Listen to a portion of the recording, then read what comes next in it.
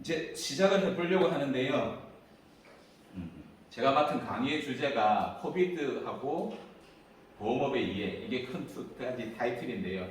제가 코비드 하면서 생각나는 게 키워드 몇 개가 제가 생각이 나더라고요. 그래서 제가 키워드 몇 개들을 뽑아왔는데, 여러분들 2019년부터 저희들 경영학과 학생들이니까 가장 증권회사나 신문이나 기사에 가장 많이 떠돌았던 단어들이 혹시 생각나는 게 있으세요? 없으세요? 동학개미는 들어보셨나요? 안 들어보셨나요? 네. 조금은 경제에 대해서 관심을 가지셨으면 좋겠습니다. 동학개미라는 것들이 많이 떠돌았습니다. 코로나가 터지고 외국인들이 우리나라에 주식을 팔고 다 미국으로 이제 돈을 가지고 돌아갔어요. 주식을 파니까 우리나라는 환율이 올라가고 주가는 하락을 합니다. 그 하락하는 주가를 젊은 사람들이 그것들을 받아 사기 시작했어요. 그러면서 우리나라 주가를 3,000포인트까지 끌어올렸던 그렇게 했던 그 사람들을 가서 동학운동에 빗대어서 동학개미라고 이렇게 얘기하거든요. 이 사람이 동학개미라는 말을 최초로 사용한 사람이고요. 소소하게 크게라는 유튜브 채널을 운영하는, 갑자기 이름이 생각이 안 나네요. 차진유라는 분이십니다. 차진유라는 분이시고, 이분은 지금 갑자기 기억이 안 나는데 경영학과 나오면 따고 싶어하는 자격증이 뭐죠?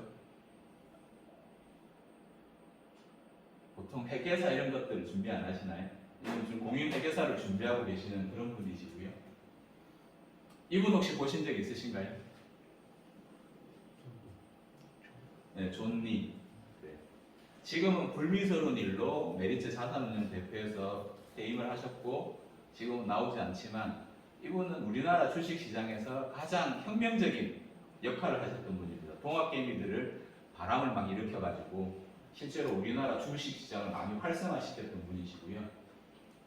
그래서 아까 제가 말씀드렸지만 3,000포인트 갔을 때 존이라는 분이 하셨던 얘기가 수익이 많이 났죠. 2,200, 2,100 이랬던 거를 3,000포인트까지 올렸으니까 뭐 수익이 30%, 40% 벌었던 것들을 자만하지 마라. 지금 거보다는 계속 사모하라. 이런 뜻으로 기사났던 사진을 제가 캡처를 했는데요.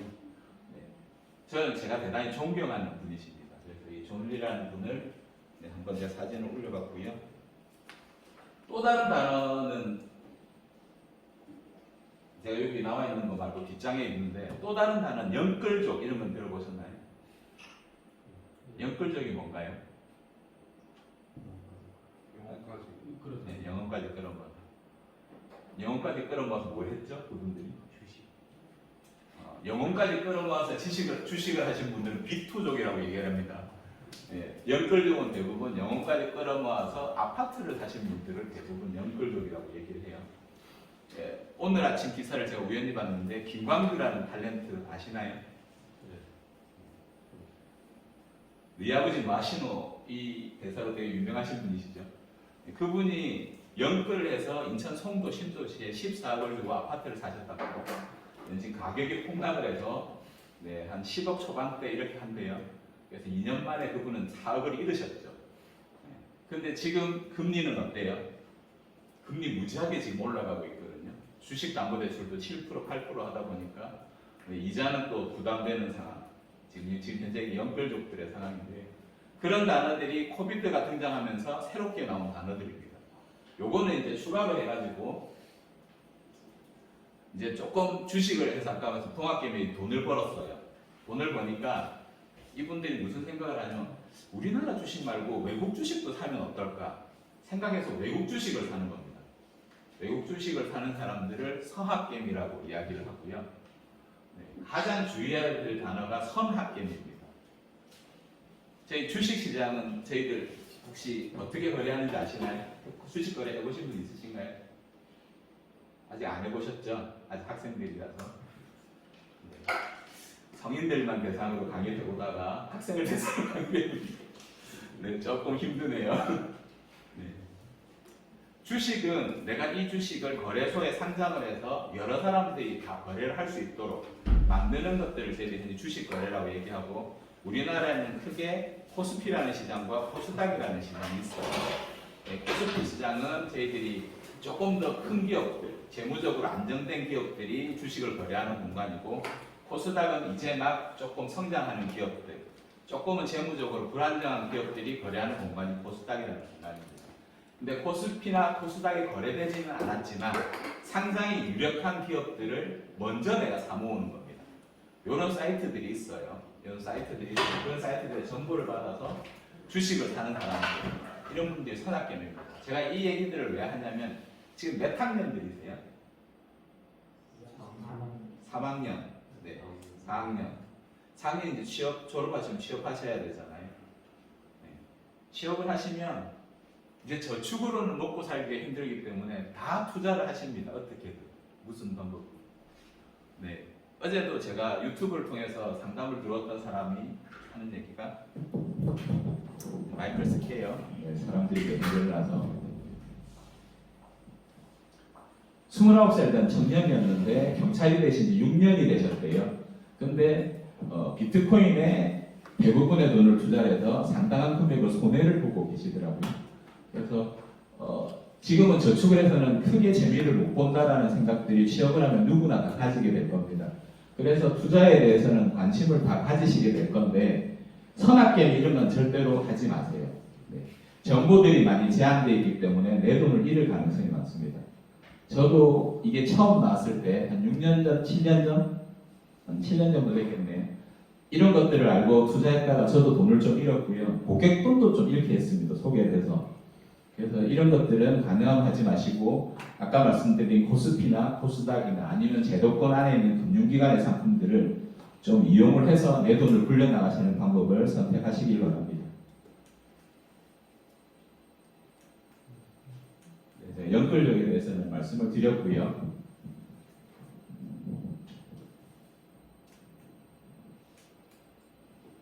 기준금리 다들 아시죠? 네. 지금 우리나라 기준금리는 얼마예요?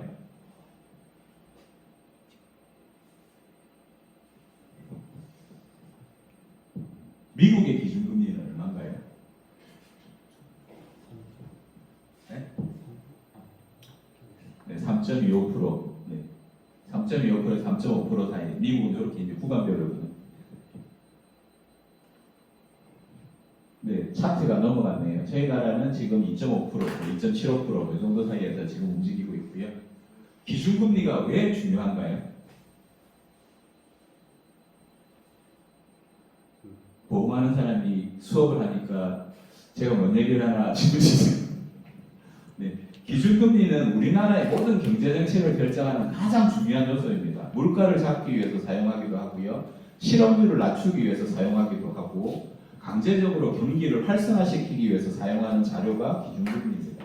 그래서 여러분들 앞으로 기준금리를 모르면 그리고 기준금리하고 우리나라 코스피가 얼마인지 코스닥이 얼마인지 그다음에 지금 환율이 얼마인지 이거는 좀 내일 신문이나 요새는 핸드폰 기능도 좋잖아요.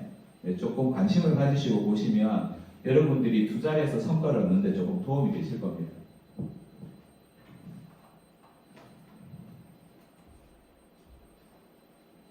저는 조금 전에 저를 소개해 주신 김경민 교수님하고 이제 나이가 똑같은 사람인데요. 제가 이 기준금리 이런 얘기를 하는 이유는 제가 조금 전에 말씀드린 저는 이제 사회생활 첫 시작을 공군에서 했습니다. 공군에 24살에 이제 들어갔는데 딱 들어가면 제일 처음 하는 일이 뭐냐면 재형저축이라는 걸 가입을 해요. 지금은 없는 상품인데 그때 당시 재형저축의 금리가 7% 이랬습니다. 7%가 얼마나 높은 금리인지 감이 없으시죠? 아직까지 저축을 안 해보셨습니까? 지금은 7% 금리 그러면 은행에서 새벽부터 줄 서서 가입합니다. 7% 금리 준다. 근데 제가 91년도에 입관을 했는데 91년도에는 7% 금리가 좋은 금리는 아니었어요. 근데 무조건 재형저축은 다 했어요. 재형저축이 재산 형성 저축을 줄여서 말하는 게 재형저축이거든요. 저는 장교님만 했으니까 소위가 이제 중위까지 진급을 하면 이제 3년이 되는데 3년 동안 재형저축을 가입하면 한 1,000만 원 정도 모아서 차를 사든지 집을 사는데 보태든지 뭘 하는 게 일단 저 출발이었어요. 여러분들은 저축을 그렇게 하면 네, 돈이 안 됩니다.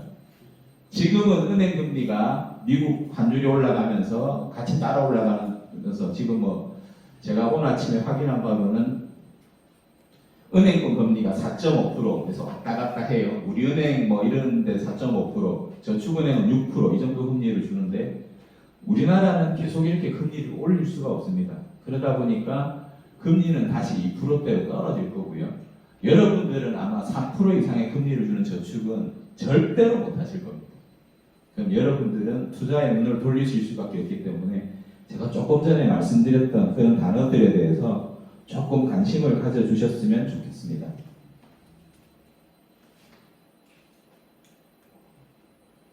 제가 이 차트는 제목이 없습니다.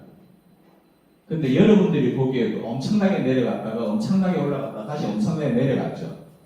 무슨 차트일 것 같아요? 주식. 네? 주식이요? 아니요. 주식은 이렇게까지 줄렁거리지 않습니다. 무슨 차트일 것 같아요? 네, 비트코인 차트입니다. 이때 사셨던 분은 이때 파셨으면 돈 엄청나게 벌었겠죠. 제 주변에 사업 가지고 20원 버신 분이 있거든요. 네. 근데 그분 지금 그때 팔지 못해서 다시 지금 2억을 손실을 보고 계십니다. 그래서 제가 정리를 좀 중간 정리를 하면 코로나 시국은 아까 말씀 동학개미, 사학개미, 비트코인이 지배하던 시대였다. 이렇게 좀 정리를 할 수 있을 것 같아요.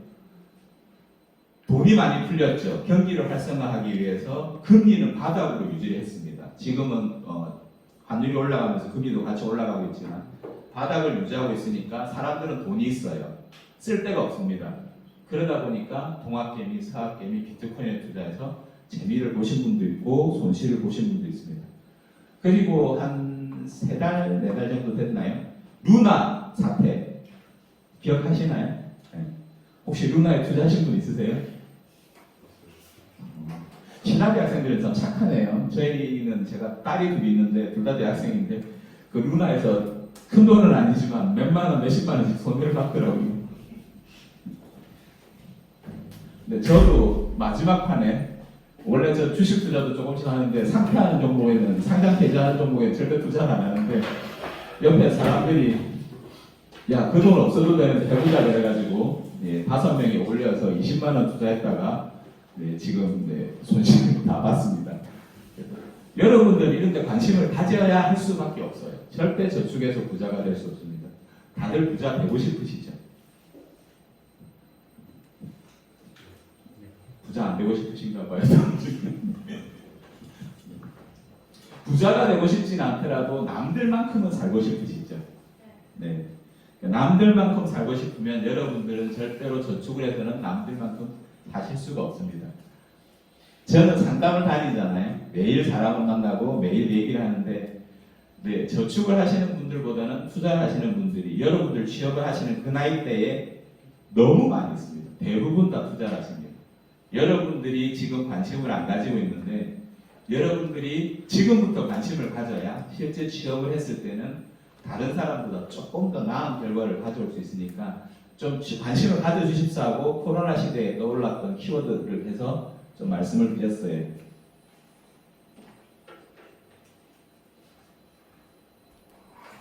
제가 이것도 중간중간에 다 말씀을 드렸는데 코로나 사태 하면 제일 먼저 생각나는 게 뭐예요? 코로나 걸렸던 분 손 한번 들어봐 주실래요? 뭐 하셨어요? 코로나 걸리고 뭐 하셨어요? 자가격리 안 하셨어요? 언제 코로나 걸리셨어요? 이번엔 또 중반쯤에. 중반쯤에. 올 2월달 전에 혹시 걸리셨던 분들? 집에 엄마가 돈 남았다는 얘기 안 하시던가요? 하시죠? 네. 저도 올해 2월달에 코로나 확진 판정 받았거든요. 제가 마지막이었고요. 저희 가족들 3명이 걸려서 75만 원 받았어요. 근데 제가 일주일 일을 못했다고 해서 자가격리를 했다고 수입이 줄었느냐? 아니거든요. 벌 만큼은 다 벌었거든요. 그 돈은 제 부수입이죠. 쉽게 말하면 코로나 시절에 힘든 사람도 있었지만 그런 돈들이 풀리는 덕분에 돈을 버신 분도 있어요. 제 고객분 중에는 코로나 직전에 배달을 시작하셨어요. 과일 주스 배달을 시작하셨어요. 코로나 처음에는 거리두기를 아주 강하게 시작을 했죠. 사람들도 못 만나게 했죠. 그러다 보니까 이분은 1년 반 만에 과일 주스 배달업을 해가지고 돈을 진짜 많이 버셨어요.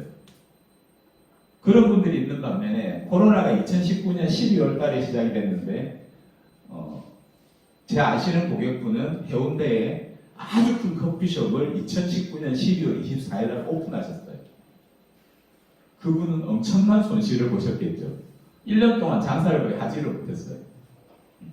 그래서 돈이 풀린 사람도 있고 줄어든 사람도 있지만 어쨌든 경기를 활성화시키려고 나라는 계속 노력을 했고 그런 것들이 이 내용 한 장에 다 있는 겁니다. 그냥 보험이라는 항목 안에서 그런 얘기들 좀 어렵게 지금 나와 있는 거고요. 저희들은 사람을 만나야 되는데 2020년도에는 정말 죽을 것 같았습니다. 뭐 만날 수가 없으니까 그냥 전화해서 후편으로 청약서 보내고 사인 받아서 제출하고 그때는 저희들도 힘들었어요. 한 3, 4개월 정도는. 근데 먹고 살려고 하다 보니까 방법을 찾게 되고 보험회사도 방법을 또 제시를 하고 그래서 먹고 살았는데 가장 크게 혜택을 본 건 자동차 보험업입니다. 왜냐하면 이때 개소세라는 거를 개별 소비세를 거의 없다시피 했어요. 자동차 사라고.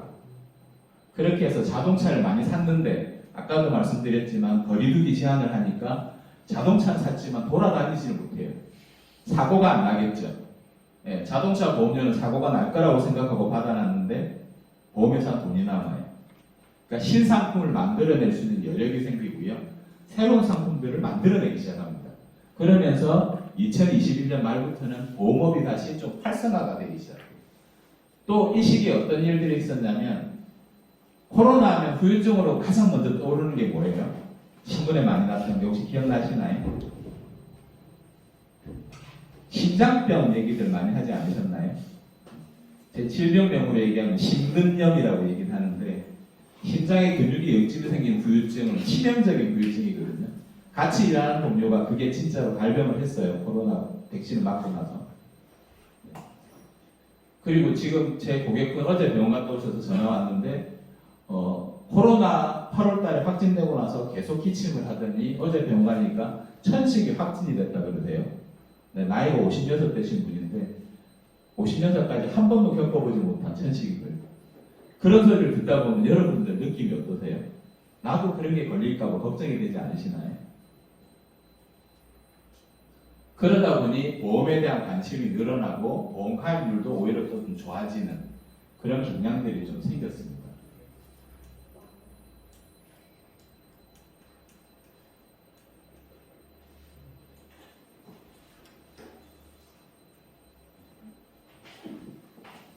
그런데 지금은요? 2달 전부터는 상황이 어땠을까요? 이 사진은 뭔 것 같아요? 네?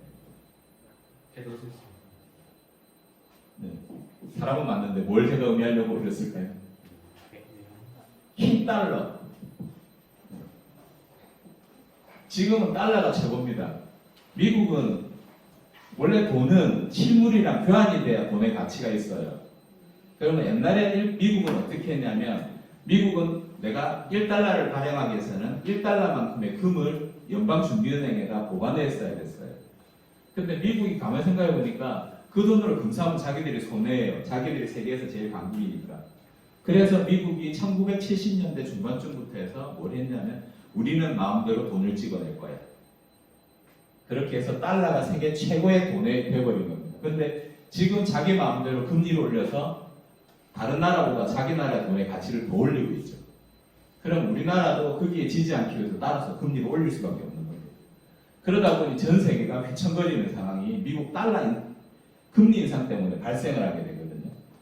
그래서 유럽 같은 경우에는 계속 제로금리, 코로나 이후 제로금리를 유지하다가 지금은 미국도 어쩔 수 없이 유럽도 어쩔 수 없이 미국을 따라가지 않으면 자기 나라의 경제가 어려워지니까 금리를 지금 다시 올리고 있는 상황입니다. 유일하게 금리를 안 올리고 버티는 나라가 딱 한 나라 있습니다. 어디일까요? 네, 일본입니다. 일본만 유일하게 금리를 안 버티고 있는 나라입니다. 근데 어쩔 수 없자면 일본도 올라갈 수밖에 없는데 일본이 못 올리는 가장 큰 이유 중에 하나는 일본도 노령화 때문에 문제가 커요. 나이 많으신 분들이 너무 많기 때문에. 그래서 그런 것 때문에 일본은 못 올리고 있다. 네. 오늘 아침에 환율 보니까 1,440원 정도였더라고요. 그래서 저는 달러를 매일 봅니다. 달러를 매일 보는데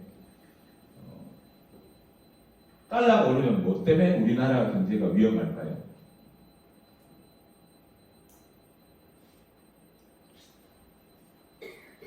우리나라는 수출로 먹고 사는 나라입니다. 아직까지 내수가 안정이 안 돼 있고 수출 그것도 일부 몇 개 종목의 수출로 먹고 사는 나라입니다. 그죠? 우리나라 수출 주 종목이 뭔가요? 반도체, 네. 자동차, 조선 이런 것들로 먹고 사는 나라들인데 네, 그런 나라들인데 달러가 올라가면 우리나라는 수출 대금을 줘야 하는 돈들이 빠져나가고 그런 수출업체는 더 많은 돈을 해서 수입금을 줘버려야 돼요. 그래서 돈이 없으면 위험하니까 그래서 같이 금리를 올릴 수밖에 없고 달러를 잡아줄 수밖에 없는 상황이 생기거든요. 그래서 우리나라 경제가 조금 휘청거리는 지금 상황이고요. 저도 영업을 해보지만 저도 이제 법인 영업이라고 해서 업체들, 공장들이 이런 데 가서도 영업을 하거든요. 돈이 있으신데 안 써요. 쓰지를 못해요. 네, 어떻게 될지 모르기 때문에 지금 다 주저하고 있는 그런 상황이다라고 생각하시면 됩니다. 그러다 보니까 아마 여러분들도 지금 4학년들 가까이 있으시던데 취업할 때 조금은 작년보다는 조금 아마 더 힘든 상황이 되지 않을까. 네, 업체 측에서도 옛날처럼 경기가 잘 돌아가면 조금 여유 있게 뽑을 텐데 지금은 그렇지는 못한 상황이다 그렇게 보시면 될 것 같습니다.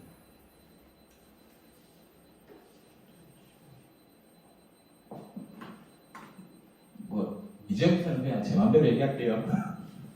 네. 여러분들 관심 있는 거 이거 아니잖아요. 그죠? 보험 어떻게 되는데 별 관심 없으시잖아요. 그래서 어쨌든 여러분들은 이렇게 건강보험에는 관심을 가지지 마시고 투자하는 상품에 좀 관심을 가져줬으면 좋겠어요.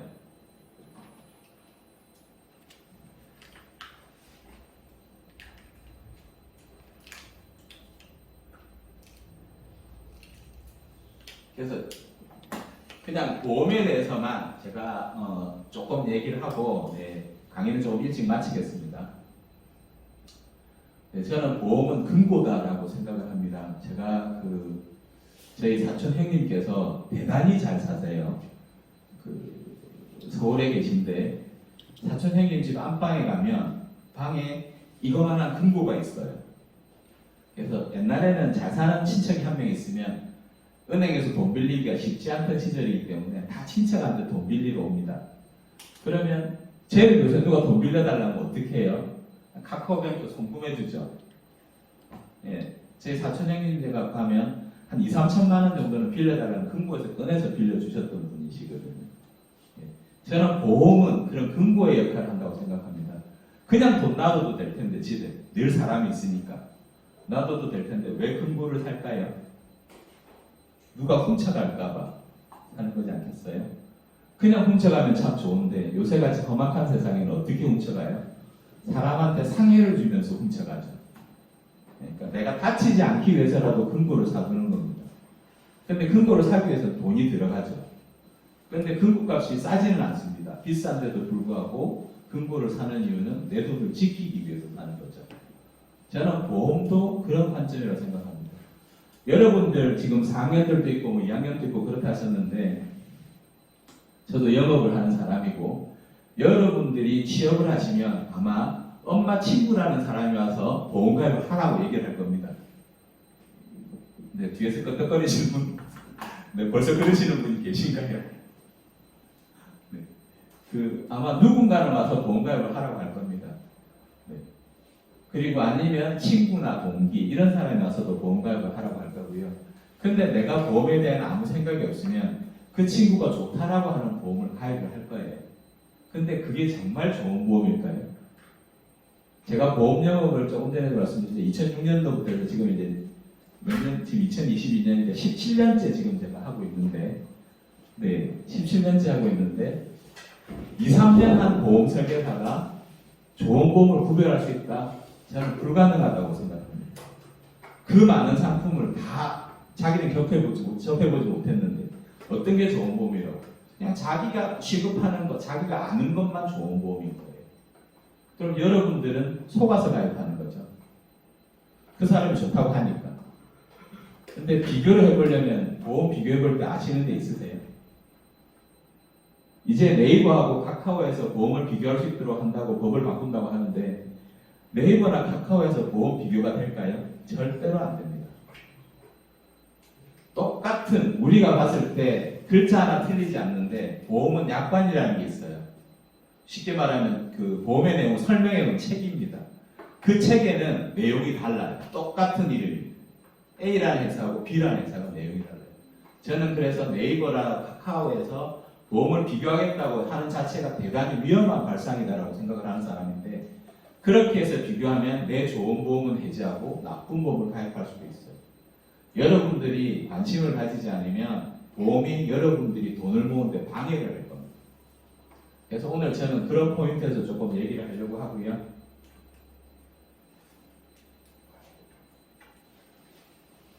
보험 가입하는 기준을 한번 말씀을 드리고 싶었어요. 저희들 요새 보험 팔면 특히 아줌마들, 죄송해요. 아줌마들을 비하하는 뜻은 아닌데 제가 이제 아까 전 17년째 보험 영업을 하고 있는데 사무실에서 보면 저는 제 자랑을 조금 하면 저는 모르는 게 있으면 약관을 찾습니다. 사무실에 약관 집에 가서 찾아서 보든지 인터넷에서 뒤져서 보든지 궁금한 거는 약관을 확인을 해요. 근데 저와 같이 일하는 동료 여자 설계사분들은 집에서 애 학교 보내고 밥하고 빨래하고 허겁지겁 사무실에 와서 확인할 시간이 없습니다. 모르는 게 있으면 옆에 있는 아줌마한테 물어봐요. 근데 그분도 똑같이 집에서 밥하고 빨래하고 설거지하고 애 학교 보내고 허겁지겁 오신 분 똑같아요. 정답이 나올까요? 정답이 안 나와요. 그러면 그분들은 어떻게 영업하시냐? 그냥 회사에서 이거 좋은 겁니다 하면 가서 팔아요. 그럼 요즘 이슈가 뭐냐? 여러분들 아이 건강하시니까 그런 일들이 없겠지만 저 같은 경우에 2년에 한 번 건강검진하면 대장 용종을 꼭 뗍니다. 한 개 이상은 분명히 있어요. 위에서도 뛰거나 대장에서 뛰거나. 그러면 보험회사 아줌마들한테는 뭐라고 팔면 용종 하나 뛰면 얼마 주는 보험이 있어요. 이거 좋아요. 매년 건강검진할 때만 30만 원, 50만 원 받는다고 생각해 보세요. 그런 보험이 좋은 보험이라고 생각하지 않겠어요? 근데 여러분들이 보험 가입할 때 생각해야 되는 거는 그 용종 하나 뛰는데 병원비 얼마나 들 것 같아요? 한 5만 원 내거든요. 5만 원 내고 30만 원 받으면 사실 이득으로 보이긴 하죠. 근데 보험회사가 손해볼 짓 할까요? 보험회사는 절대로 손해볼 짓을 안 합니다. 그래서 여러분들이 보험을 가입할 때 가져야 하는 기준은 빈도가 작고 크기가 큰 것들, 예를 들어 사망이라든지 암진단이라든지 이런 것들을 위주로 해서 보험 가입을 하셔야지 작은 용종 진단비 이런 것들 내가 받겠다고 보험 가입을 하시면 보험료 부담이 커져요. 그럼 여러분들 돈을 모으는데 방해가 돼요. 아까도 말씀드렸지만 투자를 해야 된다고 말씀드렸는데 투자를 하는데 가장 중요한 원칙 중에 하나는 여유자금이 있어야 돼요. 그래야 주가가 내려갈 때 아니면 비트코인이 떨어질 때 추가로 더 싼 돈으로 사서 오르기를 기다려야 수익이 더 극대화되거든요. 여러분들 그렇게 하지 않으면 돈 못 모아요. 그렇게 하려면 보험에 들어가는 돈은 최소화하셔야 해요. 그래서 이런 기준을 가지고 보험 가입을 하셔야 된다. 뭐 수술비 얼마 좋고 얼마 좋고 얼마 좋고 이러니까 해야 된다. 아줌마들 이렇게 얘기하면 무시하시고 그냥 필요한 것만 넣어주세요. 이렇게 얘기하셔야 해요. 여러분들.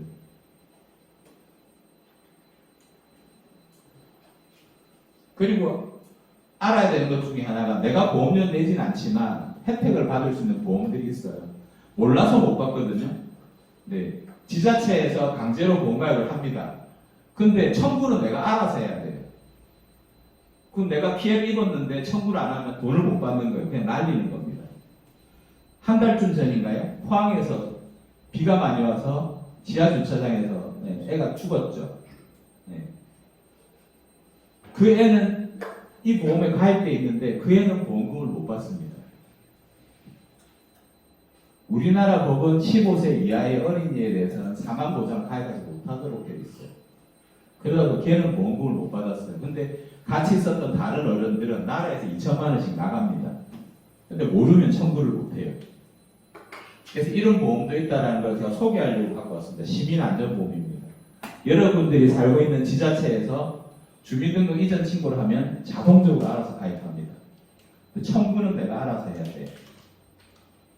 그러니까 이런 보험도 있다는 거 아시고, 또 하나 여러분들이 보험료를 내지는 않지만 혜택을 받는 건 여러분들이 직장에 취업을 하시면 단체 보험이라는 것에 다 가입을 합니다.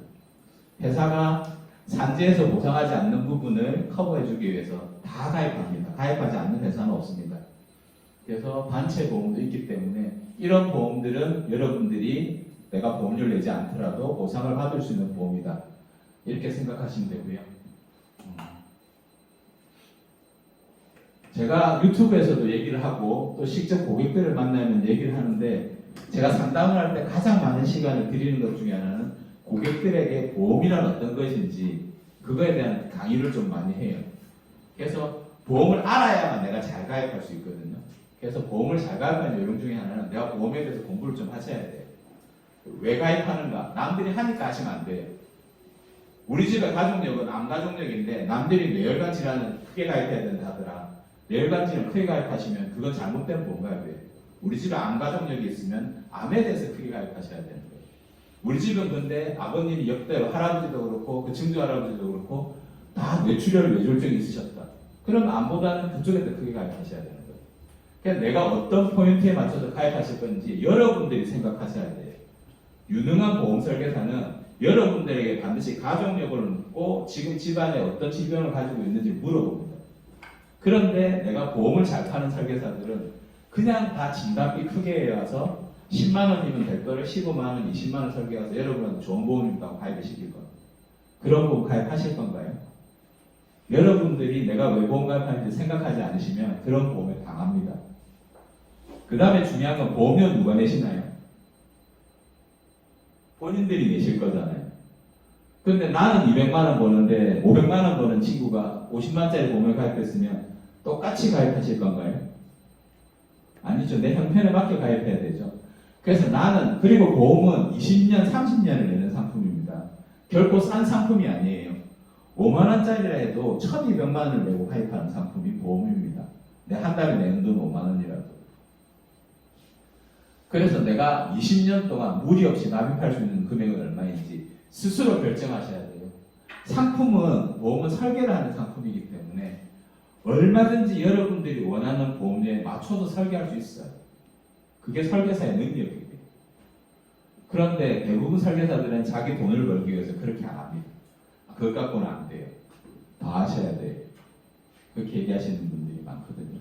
그래서 이 두 가지만큼은 본인들이 결정하시고 보험 가입을 하셔야 돼요.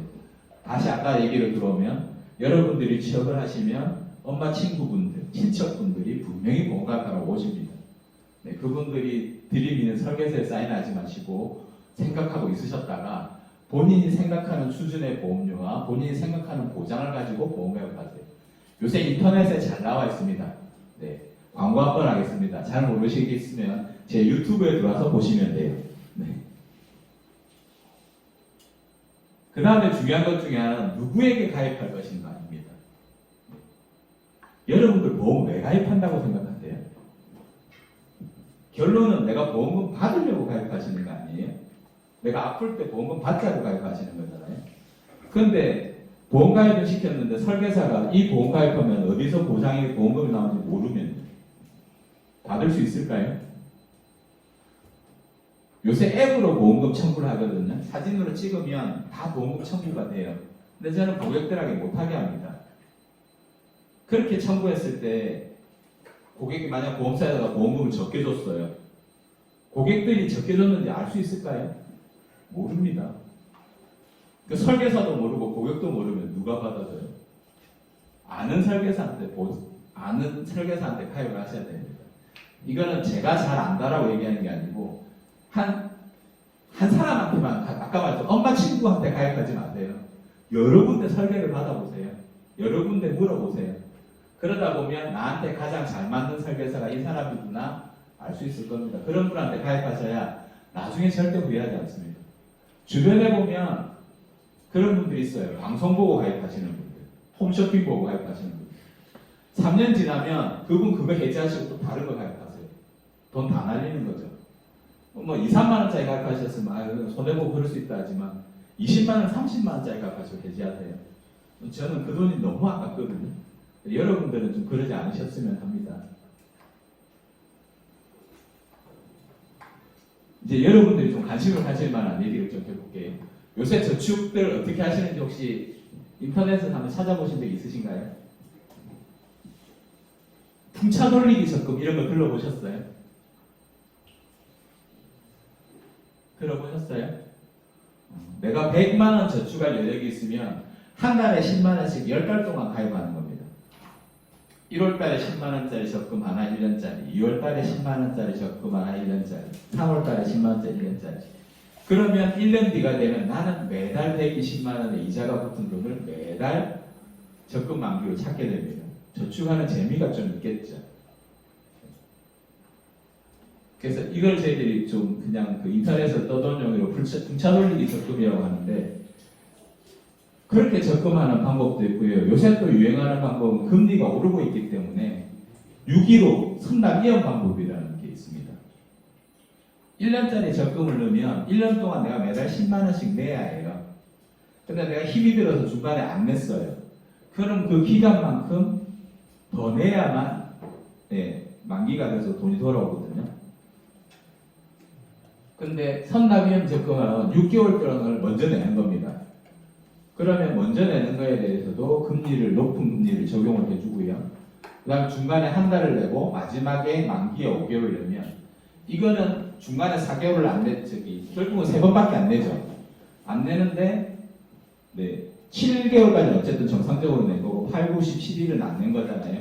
몇 달 동안 안 냈지만 이 방식으로 하면 만기가 늘어나지 않습니다. 왜냐하면 미리 낸 이자가 있기 때문에 더 돌려줘요. 그리고 지금은 금리가 계속 오르고 있잖아요.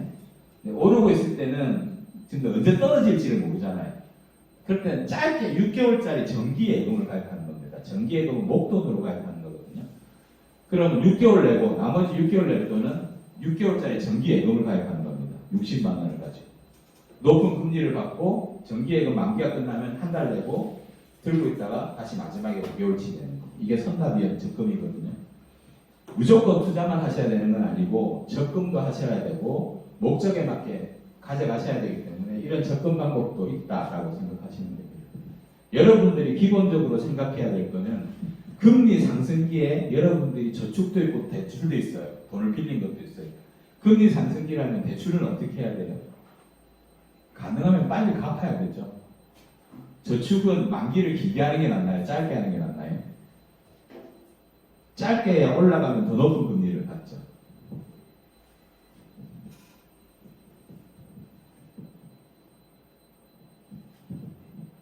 더 높은 금리를 받죠. 그래서 금리 상승기에는 적금은 변동금리로 적용을 하는 게 낫고요. 대출할 때는 금리가 계속 올라간다고 생각하면 고정금리로 대출을 받으셔야 돼요. 저는 교회 다니는데요. 제가 교회 재정을 담당하고 있는데 작년에 농협에서 한 3% 정도는 고정금리로 대출을 받았는데 사업자가 변경이 되고 하면서 생활금고에 3%짜리 대출 받고 있었는데 변동금리로 대출을 바꿨어요. 어쩔 수 없이. 네, 지금 계속 올라서 지금 지난달에 4.7% 냈습니다. 이자가 그 전부에 비해서는 1.5배 더 내야 되거든요. 네, 그러니까 대출은 처음부터 금리가 오른다고 생각하면 고정금리로 가시는 게 맞아요. 반대로 금리 하락기라면 적어도 내년 상반기까지는 금리가 올라간다고 합니다. 여러분들이 지금 저축을 하신다면 어떻게 저축을 하셔야 할까요? 대출하신다면 어떻게 하셔야 할까요? 생각해 보시라고 말씀을 드렸고요. 여러분들 이왕이면 높은 금리를 주는데 저축을 하셔야 되잖아요. 저축금리 어떻게 비교하는지 아시나요?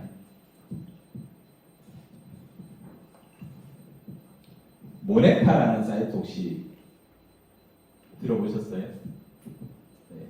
옛날에는 모네타라는 사이트를 이용했고요. 지금은 전국은행연합회라는 사이트에 매일 은행이 보고하도록 되어 있습니다. 우리 이거 금 이만큼 줍니다. 이만큼 줍니다. 보고하도록 되어 있거든요. 그래서 여기서 자기가 원하는 조건으로 검색하면 이렇게 보시면 금리 이렇게 해서 뭐 원하는 은행도 찍을 수 있어요. 찍어서 이렇게 인터넷 뱅킹, 스마트 뱅킹도 선택할 수 있고 하시면 제가 어제 한 건데요. 네. 우리은행이 4.7%로 정기예금은 제일 높네요. 어제 기준으로. 적금도 한번 볼까요? 적금은 농협은행이 4.8%로 제일 높네요. 이런 거 보시고 가서 은행 가서 가입하시는 겁니다. 그리고 지금 여기 보면 상세 보기가 있죠. 여기 눌러보면 조건들이 나옵니다. 얼마까지 할 수 있고 뭐 카드를 써야 된다. 뭐 아니면 자기 은행에 주거래 통장 옮겨야 된다. 조건들이 다 나와 있거든요. 보시고 내가 맞는 조건에서 제일 좋은 금리를 찾아서 가입을 하시면 됩니다. 네. 재무 설계는 얘기가 길어서요. 네. 제가 돈을 모으는 데는 약간의 비용이 들더라도 처음부터 전문가를 만나서 제대로 재무 설계를 하는 게 여러분들이 돈을 훨씬 더 잘 모을 수 있는 방법입니다. 아까도 말씀드렸지만 CFP라는 자격증이 되게 가치가 있는 자격증이라고 말씀을 드렸어요. CFP가 하는 일 중에 하나는 계획도 세워주지만 실행에도 옮기게 해주고 실행을 잘 지키고 있는지 모니터링도 해줍니다. 그럼 여러분들이 쉽게 말하면 과외 선생님이 옆에서 이 문제 푸나 안 푸나 보고 있는 거예요. 보고 있으면 성적 올라가겠죠. 억지로도 풀어야 하니까.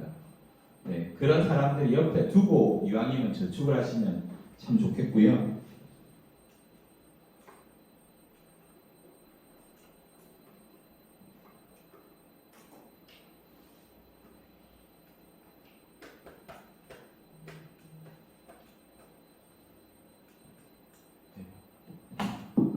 그래도 저는 이제 보험 영업을 하는 사람이기 때문에 마지막으로 현명한 보험 가입 방법에 대해서 한 3, 4분 말씀드리고 마칠까 합니다.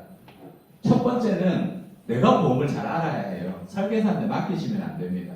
그래서 조금 전에도 말씀드렸지만 보험을 공부하시고 가입하셔야 되고요. 우리 집에 어떤 병력이 있는지, 어떤 가족력이 있는지도 알아보시고 보험을 가입하셔야 합니다. 두 번째는 제일 중요한 것 중에 하나인데요. 내가 감당할 수 있는 보험료의 크기를 결정하셔야 돼요. 남들이 10만원짜리니까 나도 10만원짜리. 그렇게 하실 필요 없거든요. 내가 돈을 더 많이 모으고 싶으면 보험료 줄이세요.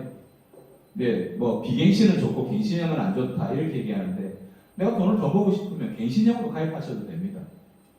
그걸 설계사한테 강하게 얘기를 하셔야 돼요. 설계사가 비갱신이 좋다? 그 말 따라가지 마세요. 본인이 원하는 목표에 맞게 비갱신을 할 수 있으면 그 방법을 설계사는 찾아야 되고요. 안 되면 갱신으로 가입하는 게 정답입니다. 세 번째는 제가 아까도 말씀드렸지만 경력이 3년은 돼야 돼요. 3년이 안 되면 그냥 보험회사에서 이거 좋은 보험이야 그렇게 나가서 팔아요. 여러분들은 지금은 협회 보유번호라는 게 있어요. 저희들한테 증을 하나 줍니다. 번호가 적혀 있어요. 설계사한테 물어보면 가르쳐 주도록 되어 있습니다. 이클린 보험 서비스라는 게 있어요. 검색해보면 이 설계사가 몇 년 근무했고 얼마나 보험을 많이 팔았고 그 다음에 얼마나 보험에 대한 그 민원이 있는지 여부들이 다 나오거든요. 그래서 이클린 보험 서비스를 반드시 확인을 해봐야 되고요. 보험은 설계를 잘하는 것도 중요하지만 보험금 잘 받아줄 수 있는 설계사가 제일 중요해요. 내 돈 받아야 되잖아요. 내가 돈. 그래서 보험 약관을 잘 아는 설계사를 만나시는 게 되게 중요합니다. 그 다음에 보험은 의료 기술이 발달하기 때문에 보험은 추가적으로 가입을 하거나 아니면 예전 보험이 필요 없어질 수가 있어요. 그래서 보험은 주기적으로 누군가를 만나서 보험 설계사를 만나서 보험 리모델링을 하실 게 아니라 내 스스로 1년에 한 번쯤 내 보험을 점검해 보셔야 해요. 점검해 보시고 내 보험이 요새 뭐 이런 기술들이 신문에 나오던데 인터넷에 뜨던데 이런 거 보험 가입할 수 있을까? 한 번씩 본인한테 의구심을 좀 가지시는 게 보험 가입을 잘 하는 방법입니다. 그리고 제가 아까도 말씀드렸는데 지금은 모든 보험회사들이 보장분석 프로그램이라는 걸 운영합니다. 여러분들 주민번호만 넣고 바로 버튼 하나만 누르면 보장분석이 다 돼요. 근데 아까도 말씀드렸지만 똑같은 담보명인데 약관의 내용은 전혀 달라요. 저는 보장분석을 하면서 약관을 다 확인을 합니다. 다른 다 확인하기 위해서. 그래서 버튼 한번 눌러서 들고 오는 설계사 같다라고 생각되시면 그 사람하고 더 이상 이야기하지 않으시는 게 여러분들의 돈을 절약하는 방법입니다. 오늘 여기까지 강의를 했고요. 혹시 궁금하신 거 있으신 분? 저 뒤에 계신 분들은 베트남에서 오셨다 하시는데 맞으세요? 저 11월 25일 날 다낭에 놀러 가는데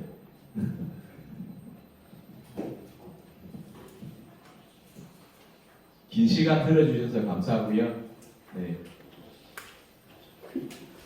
여러분들 시간이 낭비되지 않았으면 하는 마음으로 준비를 나름대로 한다고 했는데 도움이 됐나 잘 모르겠네요. 들으신다고 수고 많으셨습니다.